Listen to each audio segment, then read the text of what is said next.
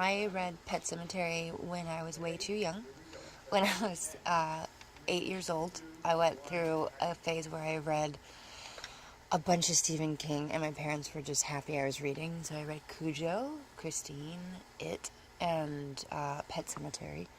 And Pet Sematary was the most disturbing to me, just because it was less about monsters and sort of possessed cars and more about the loss of of a child and dealing with bigger sort of existential, what it feels like when you lose a child. So it was very traumatic for me. That's the thing that's the most striking is you know the denial of death, or the denial that we're all going to die, or that it's possible, or that every second that we live there's a chance that we could die, and then in dealing with the acceptance of death, and sort of a great loss, and accepting that somebody's gone, and or not accepting that somebody's gone. It's much bigger and much more emotional, I think, than just a sort of standard horror film. As she's going through all of the phases of the film, and even exploring her own loss with her sister and with her child, my big goal for portraying her was that you can't shy away from sort of the lightness that her and Lewis have, or her and the kids have, because otherwise, when she gets to the once she gets to the end, there's nowhere to go if she's already just completely like a shell of a person and just sort of hysterical. There's no way to take that anywhere.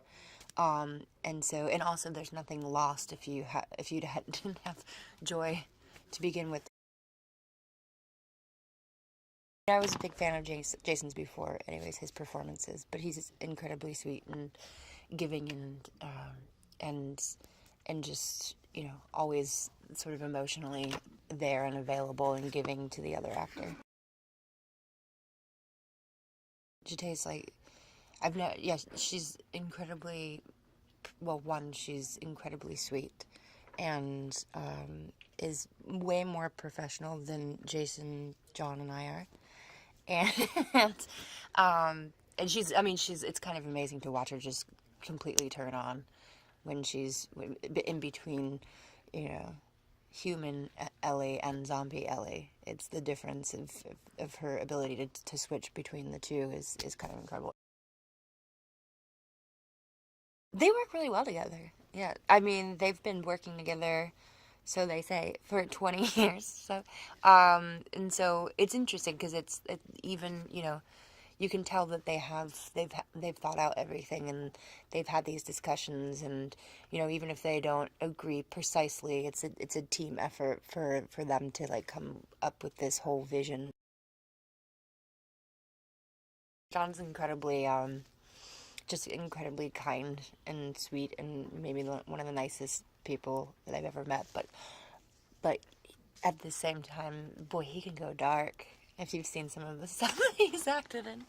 And so I think that lightness, and then his ability to be such a kind, gentle spirit, but then also be able to go so dark when it's necessary, is definitely John's sort of specialty.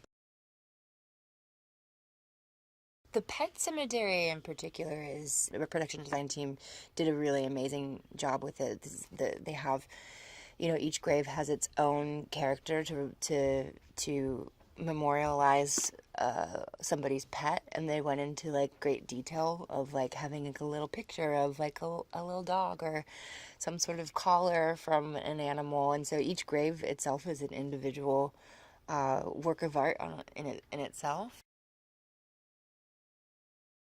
What I hope the audiences take away from it, and what I hope they connect with, is this family that is going through an extremely traumatic event, and the different ways that they react to it, um, and sort of, in times of grief, how different reactions and denial of death can sort of tear things apart.